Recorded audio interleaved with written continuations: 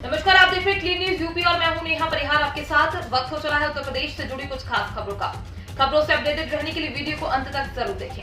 CM योगी को चुनाव में नहीं मिलेगा walkover, Bhim army chief Chandrashekhar ने साधा निशाना। भीम आर्मी चीफ चंद्रशेखर ने कहा कि मुख्यमंत्री योगी आदित्यनाथ सोच रहे हैं कि शहर सीट से चुनाव में उन्हें वॉकओवर मिल जाएगा, तो ऐसा नहीं होगा। वे पिछले 5 साल भी लड़े हैं, वे ये चुनाव भी लड़ेंगे और इसके बाद भी लड़ेंगे। आजाद समाज पार्टी के राष्ट्रीय अध्यक्ष रविवार की शाम दिल्ली से गोरखपुर हवाई जहाज से पहुंचे। सीएम योगी आदित्यनाथ के गढ़ में उन्हें चुनौती देने के लिए भीम आर्मी चीफ और आजाद समाज पार्टी के अध्यक्ष चंद्रशेखर रविवार को गोरखपुर पहुंचे, तो उनका शाम 4:45 बजे अम्बेडकर चौराहे पर उन्होंने बाबा साहब भीमराव अम्बेडकर की प्रतिमा पर माल्यार्पण किया और मुख्यमंत्री पर निशाना साधा।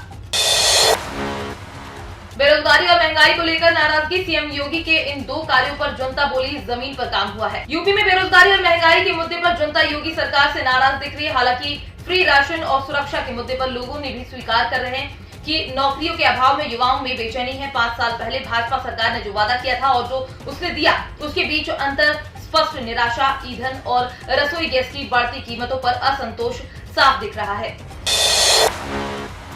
सीएम योगी बोले, विकास चाहिए तो हमें वोट करें और विनाश के लिए उन्हें। उत्तर प्रदेश के मुख्यमंत्री योगी आदित्यनाथ ने नेताओं और राहुल गांधी और प्रियंका गांधी वाड्रा पर निशाना साधते हुए कहा है कि जब देश ने कोरोना वायरस महामारी का सामना किया, तब उनकी पार्टी ने केवल भाई बहनों की इडली में नानी की परवाह की। भाजपा नेता योगी ने विधानसभा चुनाव से पहले यहां एक बैठक में मायावती की बहुजन समाज पार्टी पर भी हमला किया और समाजवादी पार्टी को चाचा भतीजा पार्टी कहा।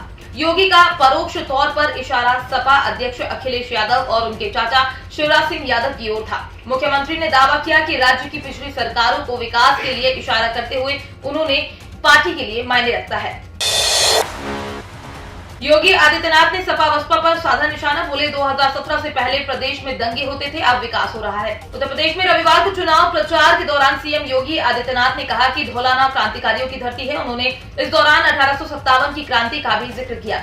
सीएम योगी ने कहा कि एक चीज जो पिछले विधानसभा चुनाव में रह गई थी कि क्या धौलाना में भी कमल खिलेगा।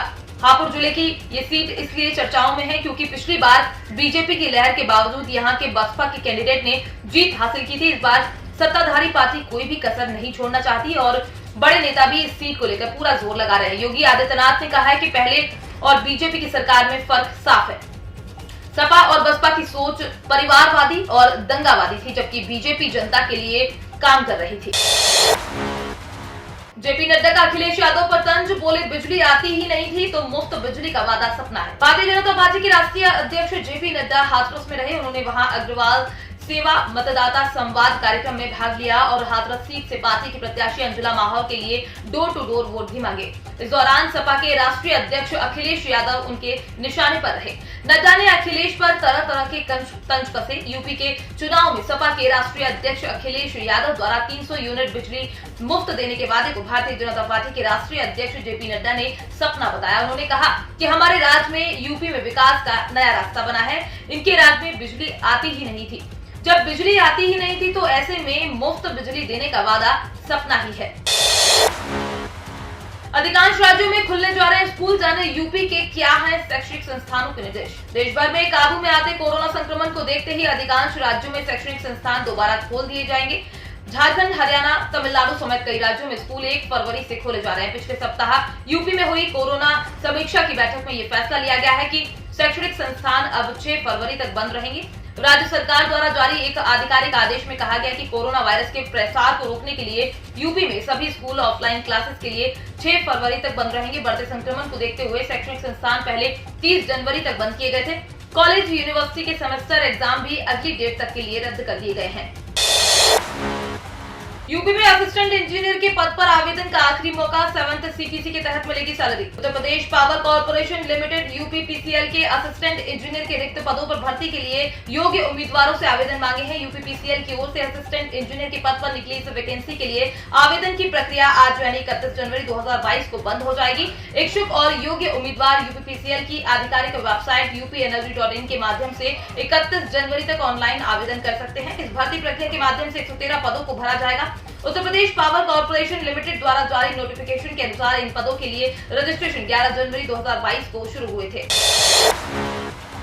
40 रुपए सस्ता हुआ सरसों का तेल, जल्द खरीदें, फिर बढ़ने वाली है कीमत। जानिए क्या है नया दाम। पेट्रोल डीजल हो या घर में प्रयोग होने वाला खाद्य पदार्थ, सबकी कीमतों में उतार चढ़ाव तो लगे ही रहते हैं, लेकिन इसी बीच सरसों तेल और अन्य तेलों के दामों में भारी गिरावट देखने को मिली है। सरसों तेल की कीमत में कुछ गिरावट दर्ज की गई है। नई कीमत के अनुसार सरसों का तेल 160 से 170 रुपए प्रति किलो के बीच बेचा जा रहा है। ग्राहकों के पास खरीदारी करने का ये अच्छा मौका है। सामान्य कारोबार के बीच सोयाबीन तेल, सीपीओ, पामोलिन सहित बाकी सभी तेल तिलहनों के भाव पूर्व स्तर पर बंद हुए हैं। उच्चतम स्तर से सरसों तेल की कीमत करीब 30 से 40 रुपए कम है।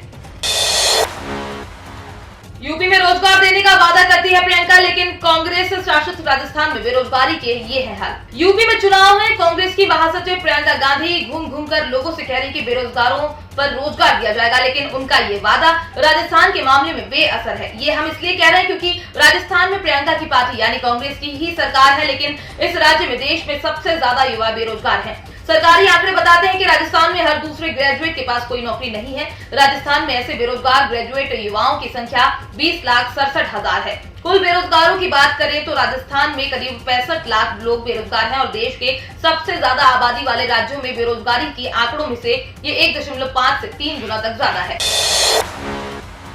उत्तर प्रदेश में स्टाफ नर्स के पद पर निकली बम्पर भर्ती, अंतिम तारीख के पहले कर दें अप्लाई। उत्तर प्रदेश में स्टाफ नर्स के 558 पदों पर योग्य उम्मीदवारों से आवेदन आमंत्रित किए गए हैं। ये पद पुरुष कैंडिडेट्स के लिए हैं। इन पदों की खासियत ये है कि इनके लिए 10वीं पास उम्मीदवार जिनके पास नर्सिंग में डिप्लोमा है अप्लाई कर सकते हैं। अगर आप भी इन पदों पर आवेदन करने के इच्छुक हैं तो अंतिम तिथि के पहले बताए गए प्रारूप में अप्लाई कर दें। इन पदों के बारे में विस्तार से जानने और आवेदन करने के लिए कैंडिडेट उत्तर प्रदेश लोक सेवा आयोग की आधिकारिक वेबसाइट uppsc.up.nic.in पर जाकर जान सकते हैं। ये भी जान लें कि यूपीपीएससी के स्टाफ नर्स पदों पर कैंडिडेट्स का सिलेक्शन लिखित परीक्षा के माध्यम से होगा।